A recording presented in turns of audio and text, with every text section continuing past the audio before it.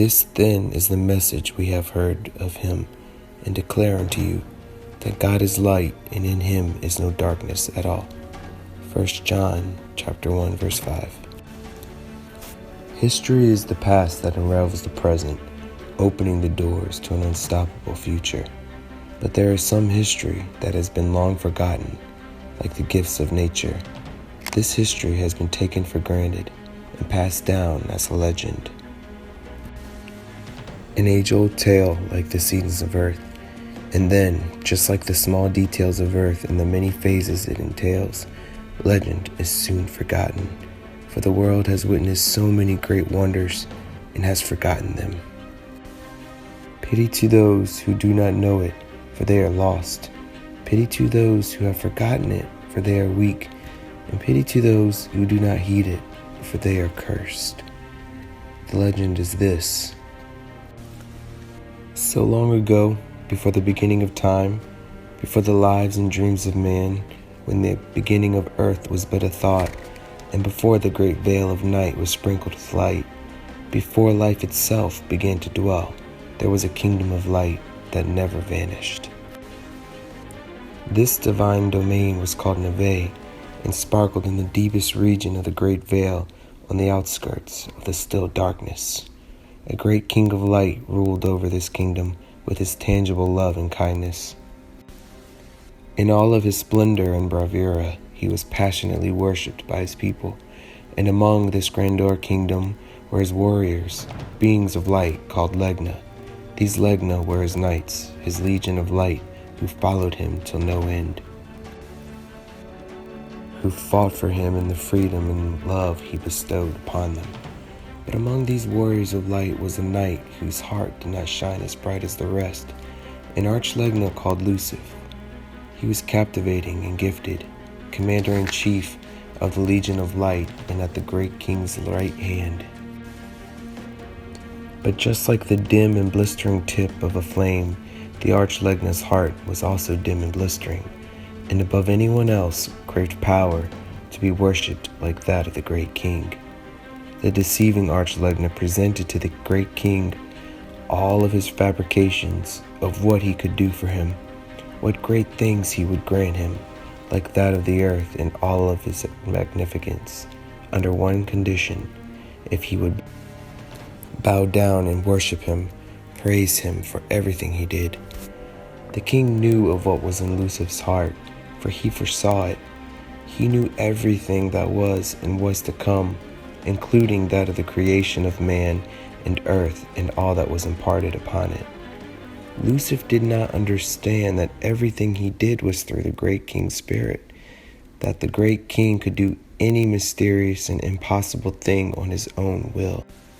The great king saw the wickedness in Lucifer's heart and the jealousy in his eyes, and he had compassion and sympathy in his heart for Lucifer, for the great king is always good. He pitied Lucifer and casted him and his followers out, exiling them into the darkness and away from Neve, the great kingdom of light.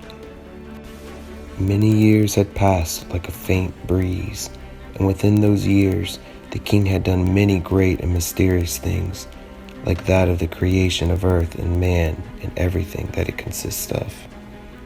So many miracles were done by the great king of light, so many that one merely cannot count them. Lucifer and his followers fell upon the earth like an angry bolt of lightning, ravaging the mighty king's creations. Lucifer's revenge was great, and he loathed the great king, doing everything in his power to stop the king's good works. He came upon the earth to steal, kill, and destroy everything that was good. With malice in his heart and nastiness on his tongue, Lucifer conjured up an immense plan to conquer the great king, a scheme that was even more intricate than one's lifetime. He spread his fabrications to his followers, his nomads, who ate up every word from his black tongue. All it acquired was timing, the perfect sacrifice, and the perfect place, the kingdom of Menselthrate. Menselthrate was an ancient kingdom and was called the Golden Lands, for it was the land where the great king first bestowed his people upon, establishing the first settlement of light. Even though Mincelthwaite was small, it was very beautiful and prosperous, blessed, having an abundance of vegetation and livestock and amongst the purest of rivers. Out of spite, these were the lands Lucifer chose to infiltrate and plant his seeds of iniquity, to ravage like a great disease. And so, those seeds gave birth to darkness. After years of torment and pandemonium, the Dark Lord waited in the darkness for 1,000 years in the deep chasms of Mincelthwaite until that time came, to reign in darkness and in flesh. The time is now. Catching the scent of the perfect innocent and lost blood, Lucifer ascended from the dark chasms and the shadows of the forests, finally snatching up what he yearned for. Prologue, so it begins. All she could do was run as fast as she could. Screaming would do her no good.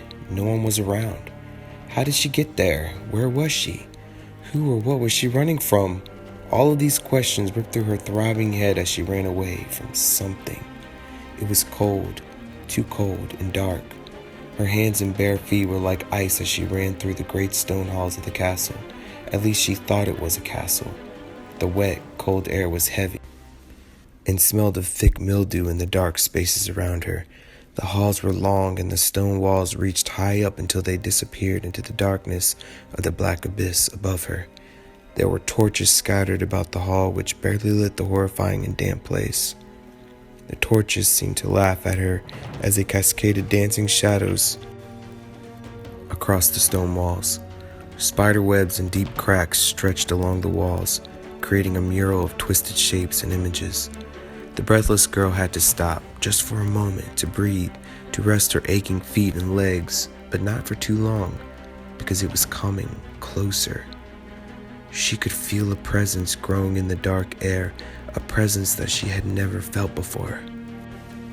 It didn't feel good. It felt horrifying and evil, like all things of hope, love, and happiness were sucked from the world, away from her.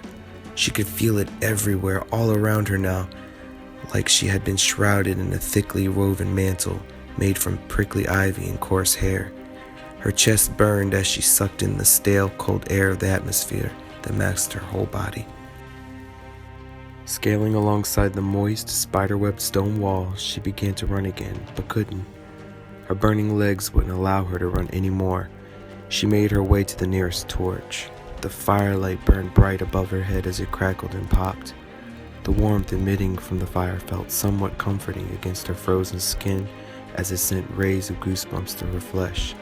She leaned against the stone wall, not caring about the fizzy mildew that seemed to be covering the moist stones. She looked at her hands and bare feet which protruded from beneath the long black gown she was wearing. Her hands and feet were bruised and scraped raw. Dirt and dry blood was scattered upon her once clean and smooth skin, but she couldn't sense the pain, for the feeling of fear and numbness in the cold was too strong upon her frail body. Her chest, half covered, heaved to and fro as she breathed heavily. The front of the black bodice she was wearing was loosely fastened, revealing her pale skin. Instead of the usual white material of an undergarment, her milky skin was revealed. A red pendant that hung upon her chest showed elegantly against the ghostly complexion of her skin. These weren't her garments. She would never wear such ragged and inappropriate garbs, especially her being of royal blood from a very respected and powerful family. It seemed that she had just arrived to the kingdom, marrying young and beautiful, learning their ways and customs, their language and religion. She was confused and frightened, wondering what had happened and how she had gotten in the predicament she was in.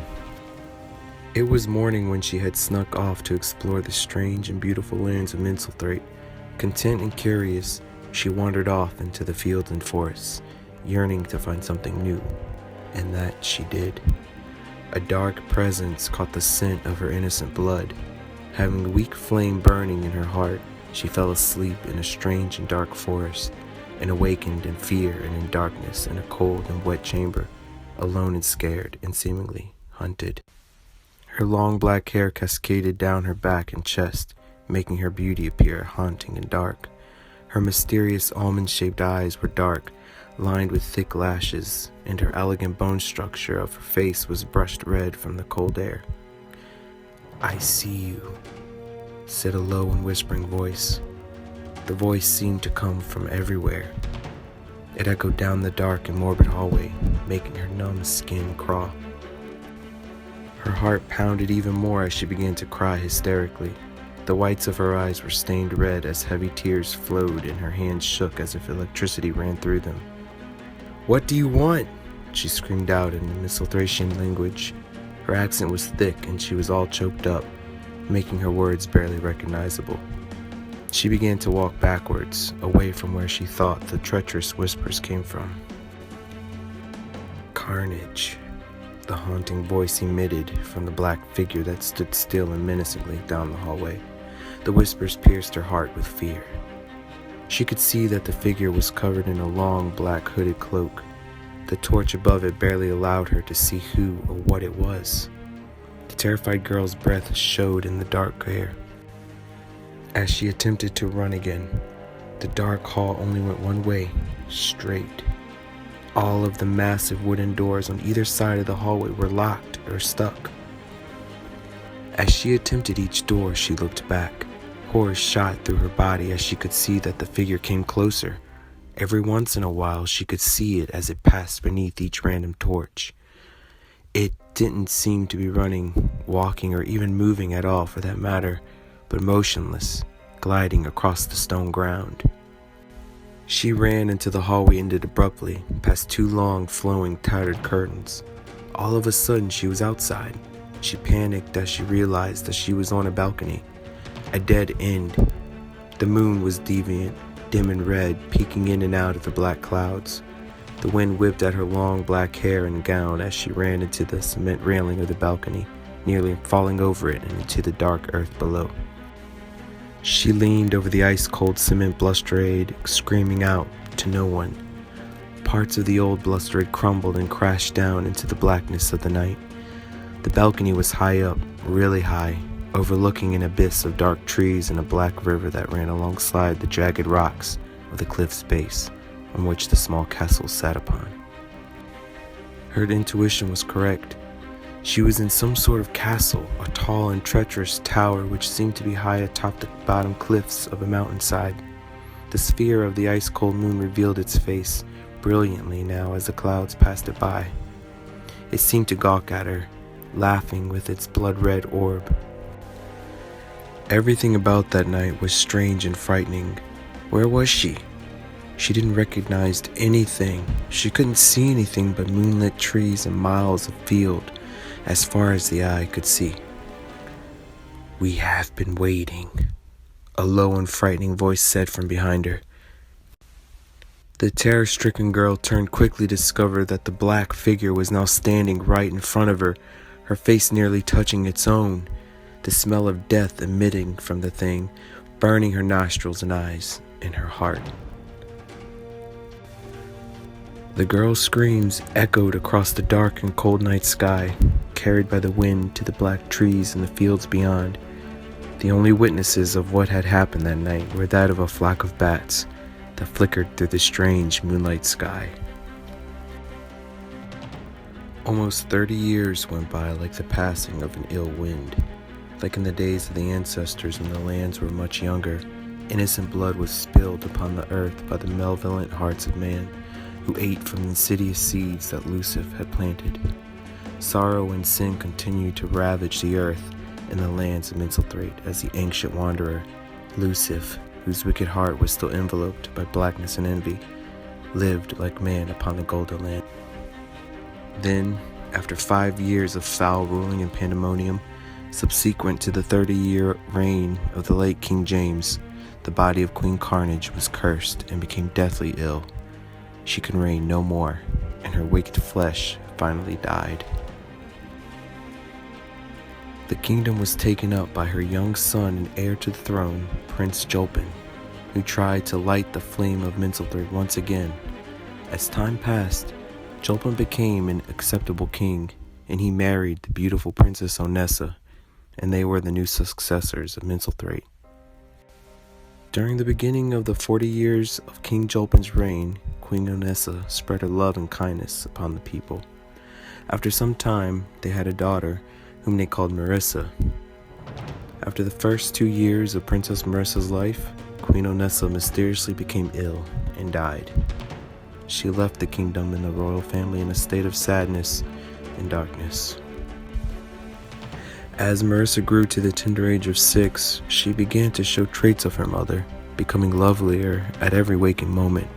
The people of Mincelthwaite began to see a pattern of love and kindness in her, giving them a glimpse of hope once again. But over the 40-year reign of King Julpin, the wicked spirit that had been dwelling in the darkness lingered on still like a foul scent. The darkened spirit traveled from one lost and barren heart to another, waiting for the era when darkness would have the chance to reign all over all creation.